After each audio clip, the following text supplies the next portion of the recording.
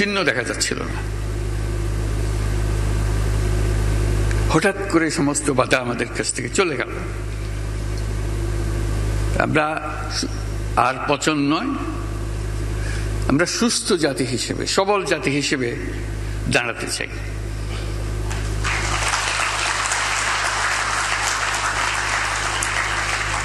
এবং আমরা পারি, তার প্রমাণ হলেন আপনারা।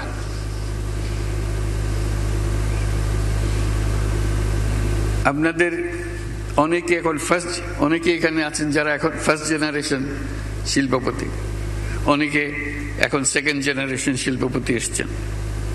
এই ফার্স্ট জেনারেশন যখন শুরু করে, শিল্পপতি বললে তাদের লজ্জা পেত, আমি কি শিল্পপতি,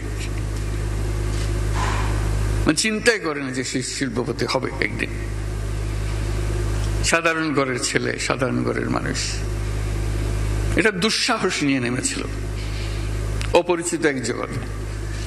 বাঙালির কপালে লেখা ছিল কেরানিগিরি করা। সে স্কুলে কলেজে লেখাপড়া করলে সে কেরানি হবে। তার সর্বোচ্চ আশা ছিল ডেপুটি হওয়া। তো সেখানে আজকে আপনারা যারা সামনে বসে আছেন, তারা বিশ্বমাপের উদ্যোক্তা।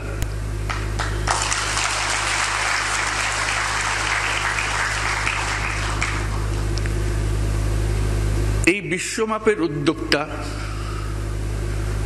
ওই যুবককে যে প্রাণ দিয়েছে, তার কাছে কি শপথ নেবে, কি বলতে চাই? তুমি প্রাণ দিয়েছ, তোমার প্রাণের বিনিময়ে তুমি আমাদেরকে সুযোগ করে দিয়েছ, যে সুযোগ আমাদের কাছে ক্রমেই বন্ধ হয়ে আসছিল।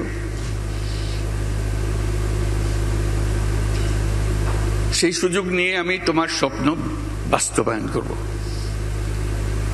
যে স্বপ্নের পেছনে গিয়ে তুমি প্রাণ দিয়েছ, সে নতুন বাংলাদেশ গড়ার, সে নতুন বাংলাদেশ গড়বই। এই হবে আমাদের শপথ।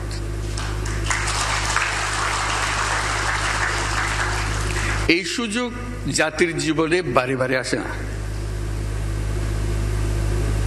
চিন্তা করে দেখুন, কি এই সুযোগ? সমস্ত কিছু থেকে আপনি মুক্ত। অতীত আপনাকে আর টানবে না। আপনি নতুন ভাবে জন্মগ্রহণ করেছেন, নতুন ভাবে অগ্রসর হবেন। নতুন করে যেই স্বপ্ন তারা আমাদের মনে জাগিয়ে দিয়েছে, সেটা যদি আপনার মনে রেখাপাত করে, তাহলে সেই স্বপ্ন পূরণে আপনিও শরীক হবেন। এটাই তো বিষয়। যে সুযোগ আর কখনো আসে কিনা জানি না, এই সুযোগকে যেন আমরা হারিয়ে না ফেলি।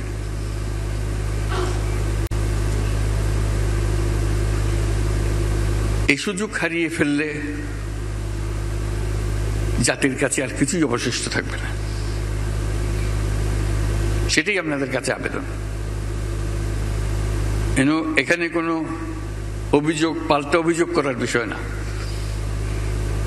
বাংলাদেশ একটা ছোট দেশ, অসংখ্য মানুষ, 17 কোটি মানুষ, কিন্তু অদ্ভুত এক দেশ। সবাই সবাইকে চেনে। যেখানে যান, ও আচ্ছা তাই নাকি, ও তো আমাদের স্কুলে ছিল, একটা না একটা যোগসূত্র বের হয়ে যায়। যেখান থেকে আসুন, বাংলাদেশে কেউ কারো অপরিচিত না। এটাও একটা বড় শক্তি আমাদের। দুনিয়ার কোন দেশ বোধহয় নাই এত কম্প্যাক্ট ফ্যামিলি, এত ঘনিষ্ঠ। কেউ সরকারে আছে, কেউ সরকারের বাইরে আছে, কেউ ব্যবসাতে আছে, কেউ সামরিক বাহিনীতে আছে। একটু খোঁজ করলে বলে আমার এক ভাই তো ওখানে, আরেক ভাই ওখানে, আরেকজন বিদেশে। এই তো আমাদের জগৎ। সেটা একটা বড় শক্তি, যে শক্তি অন্য জাতির হয়তো নাই, আমাদের আছে। আমরা কিছু একটা ইচ্ছা করলে, সেটা কোমর বেঁধে ফেললে সেটা করে ফেলতে পারি। এই বাংলাদেশের মধ্যেই তৈরি পোশাকের শিল্প তৈরি হলো আউট অফ নোওয়্যার। এখন দ্বিতীয় লার্জেস্ট এক্সপোর্টার। কি সাংঘাতিক কথা! কোথার থেকে কোথায় এক জীবনে। বাংলাদেশে কত কি হলো, কিন্তু আমাদের শিল্প থেমে থাকেনি। বাধার কোনো সীমা নাই। ব্যবসা করা এটা মহাসংগ্রাম, কাজের না। সরকারের সঙ্গে মোকাবেলা করা, তার লোকজনের সঙ্গে মোকাবেলা করা।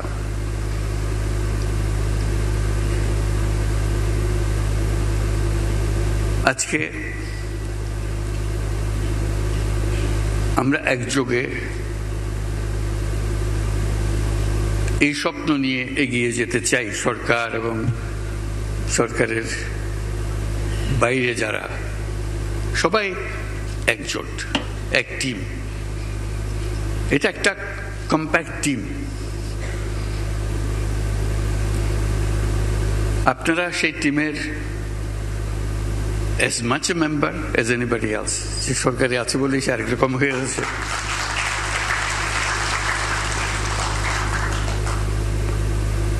কিছুদিন সময়, আমরা সারা জীবন ধরে হবে কিনা জানি না, যে কোন সময় আমরা এই দায়িত্বে আছি, আমরা টিম হিসেবে কাজ করতে চাই, যাতে যে আজকে যে 2 নম্বরে আছি, কি করে আমরা 1 নম্বর হব।